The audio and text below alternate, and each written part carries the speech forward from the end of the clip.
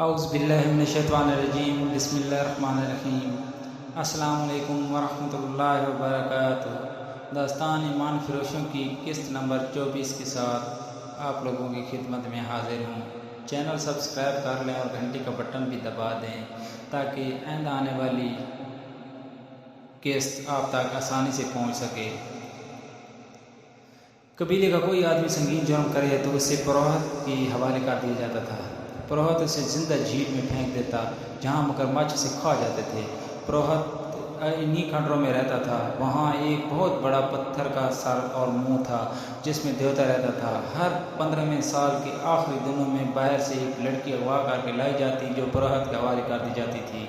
پروہت لڑکی کو ایک پھول سونگاتا تھا جس کی خوشبو سے لڑکی کے ذہن سے نکل جاتا تھا کہ وہ کیا تھی، کہاں سے آئی تھی اور اسے کون لایا تھا۔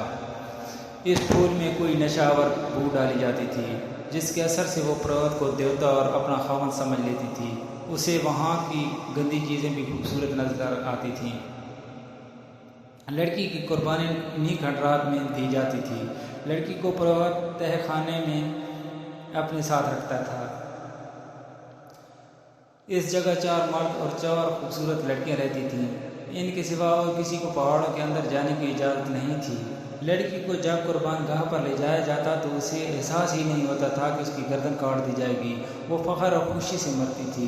اس کا دھڑ مگرمچھوں کی جھیل میں پھینک دیا جاتا تھا اور بال کاٹ کر قبیلے کے ہر گھر میں تقسیم کر دیے جاتے تھے۔ ان بالوں کو مقدس سمجھا جاتا تھا۔ لڑکی کا سر خشک ہونے کے لیے رکھ دیا جاتا تھا۔ جب گوشت ختم ہو کر صرف کھوپڑی رہ جاتی تو اسے ایک غار میں رکھ دیا جاتا تھا۔ لڑکی کسی کو دکھائی نہیں جاتی تھی۔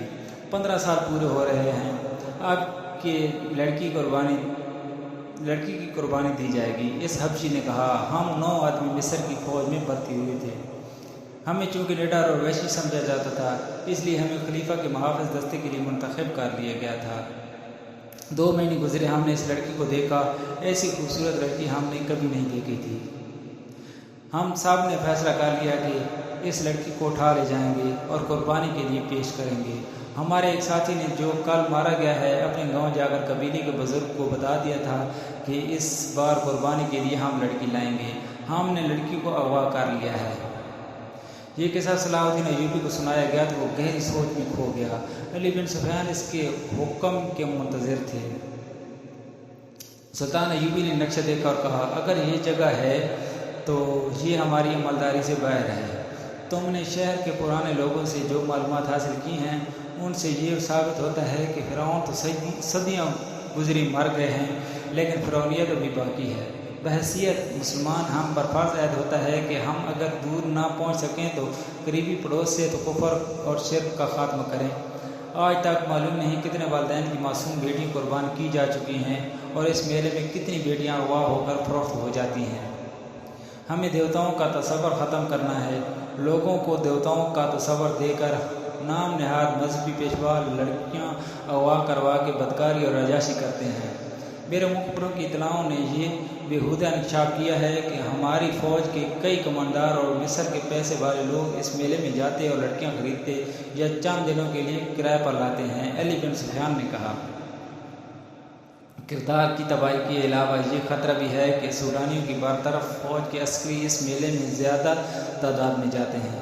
ہماری فوج اور ہمارے دوسرے لوگوں کا سوڈانی سابقہ فوجیوں کے ساتھ ملنا جلنا اور جشن منانا ٹھیک نہیں۔ یہ مشترکہ تفریق ملک کے لیے خطرناک ثابت ہو سکتی ہے۔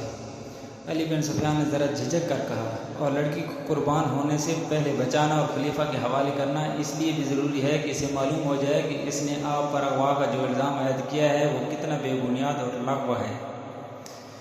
مجھے اس کی کوئی پرواہ نہیں علی، سلطان ایوبی نے کہا۔ میری توجہ اپنی ذات پر نہیں، مجھے کوئی کتنا ہی حقیر ہے، میں اسلام کی عظمت کے فروغ اور تحفظ کو نہیں بھول سکتا۔ میری ذات کچھ بھی نہیں، اور تم بھی یاد رکھو علی، اپنی ذات سے توجہ ہٹا کر سلطنت کے استحکام اور فلاح و بہبود پر مرکوز کر دو۔ اسلام کی عظمت کا امین خلیفہ ہوا کرتا تھا، مگر وقت گزرنے کے ساتھ ساتھ خلیفہ اپنی ذات میں گم ہوتے گئے اور اپنے نفس کا شکار ہو گئے۔ اب ہماری خلافت اسلام کی بہت بڑی کمزوری بن گئی ہے۔ صلیبی ہماری اس کمزوری کو استعمال کر رہے ہیں۔ اگر تم کامیابی سے اپنے فرائض نبھانا چاہتے ہو تو اپنی ذات اور اپنے نفس سے دستبردار ہو جاؤ۔ خلیفہ نے مجھ پر جو الزام عائد کیا ہے اسے میں نے بڑی مشکل سے برداشت کیا ہے۔ میں وہ شوار کا جواب دے سکتا تھا مگر میرا بار بھی اوچھا ہوتا، پھر میں ذاتی سیاست بازی میں الجھ جاتا۔ مجھے خطرہ یہی نظر آ رہا تھا کہ ملت اسلامیہ کسی دور میں جا کر اپنے ہی حکمرانوں کی ذاتی سیاست بازیوں، خود پسندی، نفس پرستی اور اقتدار کی ہوس کی نظر ہو جائے گی۔ گستاخی کی معافی چاہتا ہوں امیر محترم، علی بن سفیان نے کہا۔ اگر آپ اس لڑکی کو قربان ہونے سے بچانا چاہتے ہیں تو حکم صادر فرمائیے، وقت بہت تھوڑا ہے، پرسوں سے میلہ شروع ہو رہا ہے۔ فوج میں یہ حکم فوراً پہنچا دو کہ اس میلے میں کسی فوجی کو شریک ہونے کی اجازت نہیں۔ سلطان ایوب نے نائب سالار کو بلا کر کہا، خلاف ورزی کرنے والے کو اس کے عہدے اور رتبے سے قطع نظر 50 کوڑے سر عام لگائے جائیں گے۔ اس حکم کے بعد سکیم بننے لگی۔ متعلقہ حکام کو سلطان ایوبی نے بلا لیا تھا۔ اس نے سب سے کہا تھا کہ ہمارا مقصد یہ ہے کہ اس طلسم کو توڑنا ہے۔ یہ جگہ فرعونیت کی آخری نشانی معلوم ہوتی ہے۔ پہلے فوج کشتی زیر بحث آئی جو اس وجہ سے خارج از بحث کر دی گئی کہ اسے اس قبیلے کے لوگ اپنے اوپر باقاعدہ حملہ سمجھیں گے۔ لڑائی ہوگی جس میں میلہ دیکھنے والے بے گناہ لوگ بھی مارے جائیں گے اور عورتیں اور بچوں کے مارے جانے کا خطرہ بھی ہے۔ یہ حل بھی پیش کیا گیا کہ اس سوڈانی حبشی کو ساتھ لے جانا پسند نہیں کیا کیونکہ دھوکے کا خطرہ تھا۔ اس وقت تک سلطان ایوبی کے حکم کے مطابق چھاپہ ماروں اور شب خون مارنے والوں کا ایک دستہ تیار کیا جا چکا تھا۔ اسے مسلسل جنگی مشقوں سے تجربہ کار بنا دیا گیا تھا کہ وہ جاں بازوں کا دستہ تھا جنہیں جذبے کے لحاظ سے اس قدر پختہ بنا دیا گیا تھا کہ وہ اس پر فخر محسوس کرتے تھے کہ انہیں جس مہم پر بھیجا جائے گا اس مہم سے وہ زندہ واپس نہیں آئیں گے۔ نائب سالار الناصر اور علی بن سفیان کے مشوروں سے یہ طے ہوا کہ صرف 12 چھاپہ مار اس پہاڑی جگہ کے اندر جائیں گے جہاں پروہت رہتا ہے اور لڑکی قربان کی جاتی ہے۔ حبشی کی دی ہوئی معلومات کے مطابق اس رات میلے میں زیادہ رونق ہوتی ہے کیونکہ وہ میلے کی آخری رات ہوتی ہے۔ قبیلے کے لوگوں کے سوا کسی اور کو معلوم نہیں ہوتا کہ لڑکی قربان کی جا رہی ہے۔ جسے معلوم ہوتا ہے وہ یہ نہیں جانتا کہ قربان گاہ کہاں ہے۔ ان معلومات کی روشنی میں یہ طے کیا گیا کہ 500 سپاہی میلہ دیکھنے والوں کے بیس میں تلواروں وغیرہ سے مسلح ہو کر اس رات میلے میں موجود ہوں گے۔ ان میں سے 200 کے پاس تیر کمان ہوں گے۔ اس زمانے میں ان ہتھیاروں پر پابندی نہیں تھی۔ چھاپہ ماروں کے ذہنوں میں واضح تصور کی صورت میں جگہ نقش کر دی جائے گی۔ وہ براہ راست حملہ نہیں کریں گے، چھاپہ ماروں کی طرح پہاڑی علاقے میں داخل ہوں گے، پہرہ داروں کو خاموشی سے ختم کریں گے اور اصل جگہ پہنچ کر اس وقت حملہ کریں گے جب لڑکی قربان گاہ میں لائی جائے گی۔ اس سے قبل حملے کا یہ نقصان ہو سکتا ہے کہ لڑکی کو تہہ خانے میں ہی غائب یا ختم کر دیا جائے گا۔ یہ معلوم ہو گیا تھا کہ قربانی آدھی رات کے وقت پورے چاند میں ہی دی جاتی ہے۔ 500 سپاہیوں کو اس وقت سے پہلے قربان گاہ والی پہاڑیوں کے ارد گرد پہنچنا تھا۔ چھاپہ ماروں کے لیے گھیرے میں آ جانے یا مہم ناکام ہونے کی صورت میں یہ ہدایت دی گئی تھی کہ وہ فلیتے والا ایک آتشی تیر اوپر کو چلائیں گے۔ اس تیر کا شعلہ دیکھ کر یہ 500 نفری حملہ کرے گی۔ اسی وقت 12 جانباز منتخب کر لیے گئے اور اس فوج میں سے جو 2 سال پہلے نور الدین زنگی نے سلطان ایوبی کی مدد کے لیے بھیجی تھی، 500 ذہین اور بے خوف سپاہی عہدیدار اور کمانڈار منتخب کر لیے گئے۔ یہ لوگ عرب سے آئے تھے۔ مصر اور سوڈان کے سیاست بازیوں اور عقائد کا ان پر کچھ اثر نہ تھا۔ وہ صرف اسلام سے آگاہ تھے اور یہی ان کا عقیدہ تھا۔ وہ ہر اس عقیدے کے خلاف اٹھ کھڑے ہوتے تھے جسے وہ غیر اسلامی سمجھتے تھے۔ انہیں بتایا گیا کہ وہ ایک باطل عقیدے کے خلاف لڑنے جا رہے ہیں اور ہو سکتا ہے کہ انہیں اپنے سے زیادہ نفری سے مقابلہ کرنا پڑے اور لڑائی خون ریز ہو، اور یہ بھی ہو سکتا ہے کہ ان کے سامنے کوئی ٹھہر ہی نہ سکے اور بغیر لڑائی کے مہم سر ہو جائے۔ انہیں سکیم سمجھا دی گئی اور ان کے ذہنوں میں پہاڑی علاقوں کا اور ان پہاڑیوں کی بلندی جو زیادہ نہیں تھی اور ان میں گھری ہوئی قربان گاہ کا تصور بٹھا دیا گیا۔ 12 جہاں بازوں کو بھی ان کے ہدف کا تصور دیا گیا۔ انہیں ٹریننگ بڑی سختی سے دی گئی تھی۔ پہاڑیوں پر چڑھنا اور ریگستانوں میں دوڑنا، بھوک اور پیاس اونٹ کی طرح برداشت کرنا ان کے لیے مشکل نہیں تھا۔ قربانی کی رات کو 6 روز باقی تھے۔ 3 دن اور 3 راتیں چھاپہ ماروں اور 500 سپاہیوں کو مشق کرائی گئی۔ چوتھے روز چھاپہ ماروں کو اونٹوں پر روانہ کر دیا گیا۔ اونٹوں کے میانہ جال سے 1 دن اور آدھی رات کا سفر تھا۔ شتربانوں کو حکم دیا گیا تھا کہ چھاپہ ماروں کو پہاڑی علاقے سے دور جہاں وہ کہیں اتار کر واپس آ جائیں۔ 500 کے دستے کو تماشائیوں کے بھیس میں 2-2 4-4 ٹولیوں میں گھوڑوں اور اونٹوں پر روانہ کیا گیا۔ انہیں جانور اپنے ساتھ رکھنے تھے۔ ان کے ساتھ ان کے کماندار بھی اسی بھیس میں چلے گئے۔ میلے کی آخری رات تھی۔ پورا چاند ابھرتا آ رہا تھا۔ صحرا کی فضا شیشے کی طرح شفاف تھی۔ میلے میں انسانوں کے ہجوم کا کوئی شمار نہ تھا۔ کہیں نیم برہنہ لڑکیاں رقص کر رہی تھیں اور کہیں گانے والیوں نے مجمع لگا رکھا تھا۔ سب سے زیادہ بھیڑ اس چبوترے کے ارد گرد تھی جہاں لڑکیاں نیلام ہو رہی تھیں۔ ایک لڑکی کو چبوترے پر لایا جاتا، گاہک اسے ہر طرف سے دیکھتے، اس کا منہ کھول کر دانت دیکھتے، بالوں کو الٹا پلٹا کر دیکھتے، جسم کی سختی اور نرمی محسوس کرتے اور بولی شروع ہو جاتی۔ وہاں جوا بھی تھا، شراب بھی تھی، اگر وہاں نہیں تھا تو قانون نہیں تھا۔ پوری آزادی تھی۔ دور دور سے آئے ہوئے لوگوں کے خیمے میلے کے ارد گرد نصب تھے۔ تماشائی مذہب اور اخلاق کی پابندیوں سے آزاد تھے۔ انہیں معلوم نہیں تھا کہ ان سے تھوڑی ہی دور جو پہاڑیاں ہیں ان میں ایک خوبصورت لڑکی کو ذبح کرنے کے لیے تیار کیا جا رہا ہے اور وہاں ایک انسان دیوتا بنا ہوا ہے۔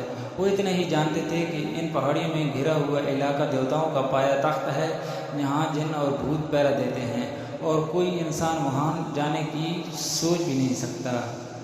انہیں یہ معلوم نہ تھا کہ ان کے درمیان اللہ کے 500 سپاہی گھوم پھر رہے ہیں اور 12 انسان دیوتاؤں کے پایا تخت کی حدود میں داخل ہو چکے ہیں۔ صلاح الدین ایوبی کے 12 چھاپہ ماروں کو بتایا گیا تھا کہ پہاڑیوں کے اندرونی علاقے میں داخل ہونے کا راستہ کہاں ہے، لیکن وہاں سے وہ داخل نہیں ہو سکتے تھے کیونکہ وہاں پہرے کا خطرہ تھا۔ انہیں بہت دشوار راستے سے اندر جانا تھا۔ انہیں بتایا گیا تھا کہ پہاڑوں کے ارد گرد کوئی انسان نہیں ہوگا، مگر وہاں انسان موجود تھے، جس کا مطلب یہ تھا کہ اس حبشی نے علی بن سفیان کو غلط بتایا تھا کہ اس علاقے کے گرد کوئی پہرا نہیں ہوتا۔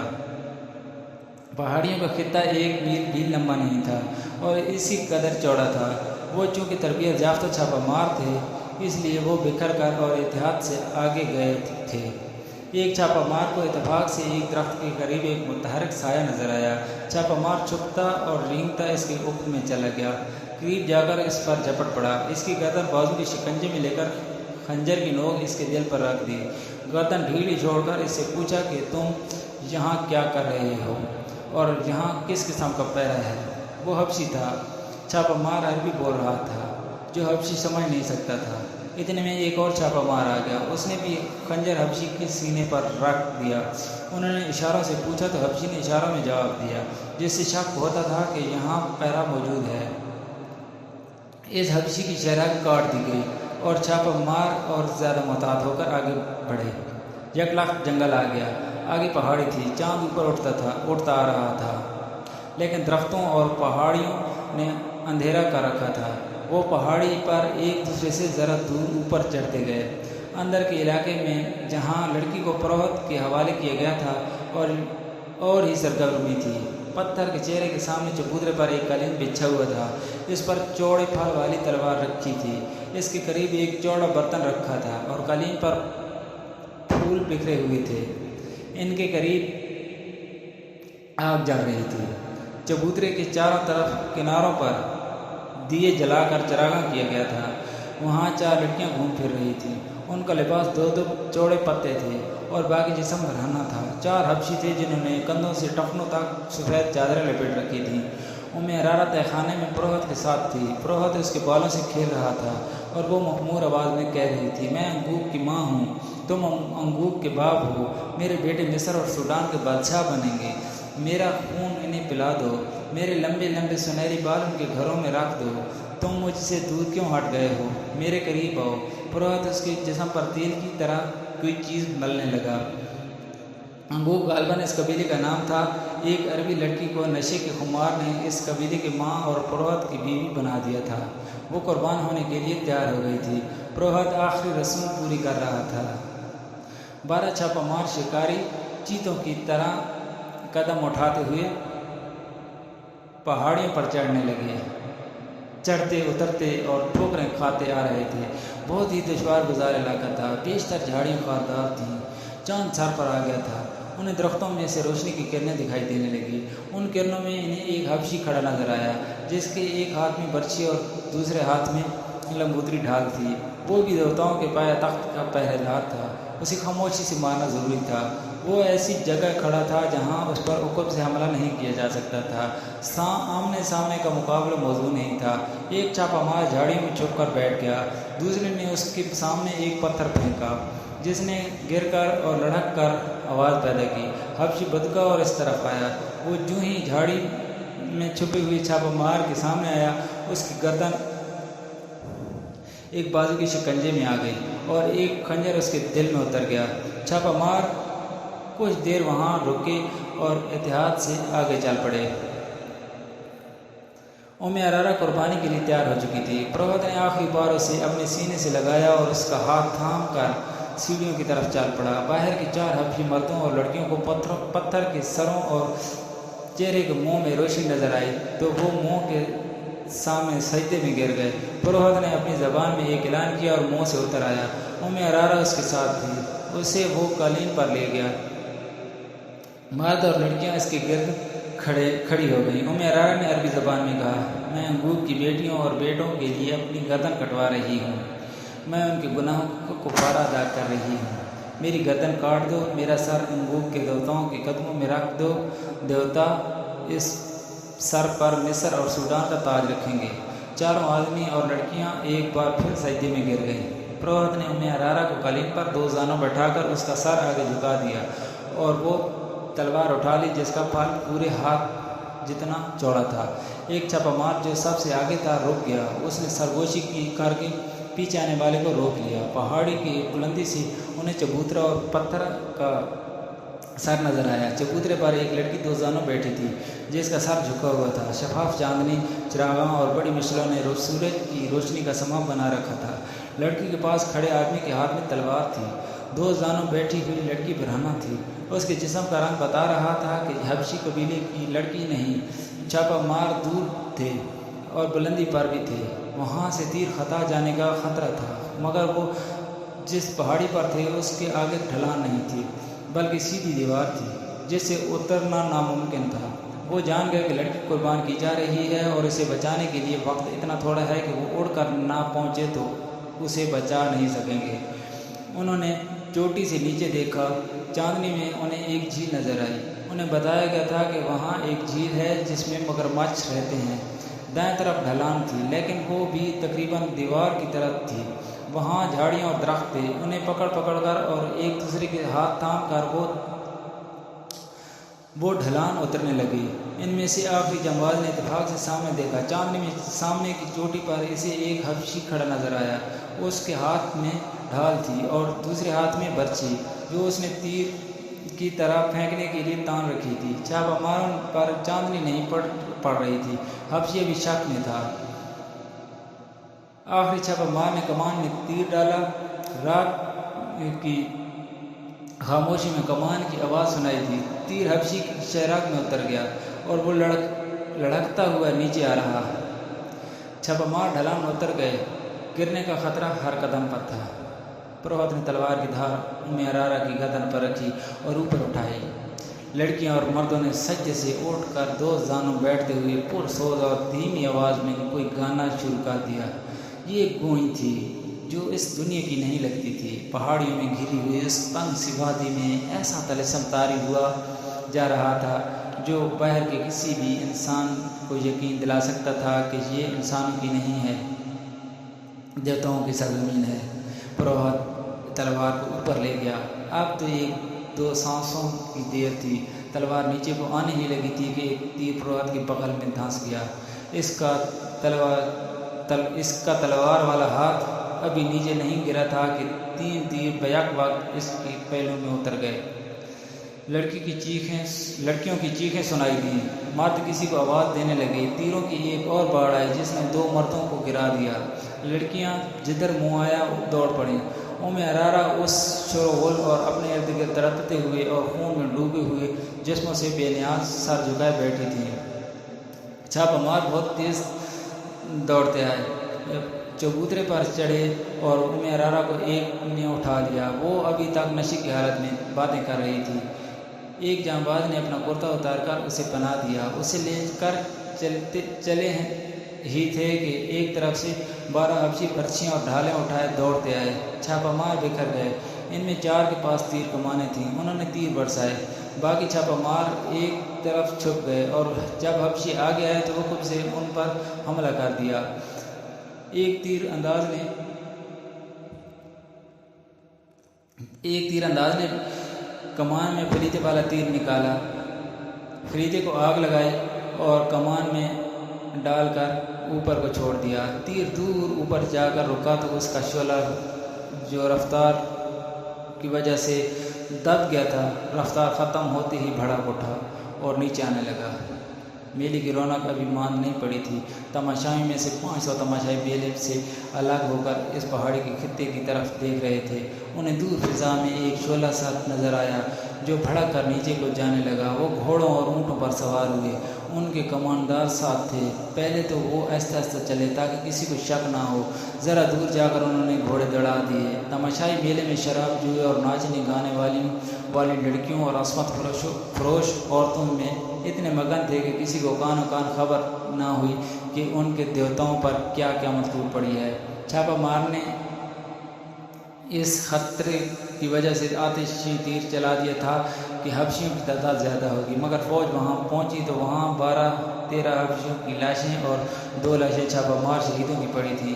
وہ برچھیوں سے شہید ہوئے تھے۔ کمانداروں نے وہاں کا جائزہ لیا، پتھر کے منہ میں گئے اور تہہ خانے میں جا پہنچے۔ وہاں انہیں جو چیزیں ہاتھ لگیں وہ اٹھا لیں۔ ان میں ایک پھول بھی تھا جو قدرتی نہیں بلکہ کپڑے سے بنایا گیا تھا۔ احکام کے مطابق فوج کو وہیں رہنا تھا، لیکن پہاڑیوں میں چھپ کر چھاپا ماروں نے ارارہ کو گھوڑے پر ڈالا اور قاہرہ کی طرف روانہ ہو گئے۔ کہانی ابھی جاری ہے۔ اگلی قسط دیکھنے کے لیے چینل سبسکرائب کر لیں اور گھنٹی کا بٹن دبا دیں اور ویڈیو کو بھی لائک کر دیا کریں۔ جزاک اللہ، شکریہ۔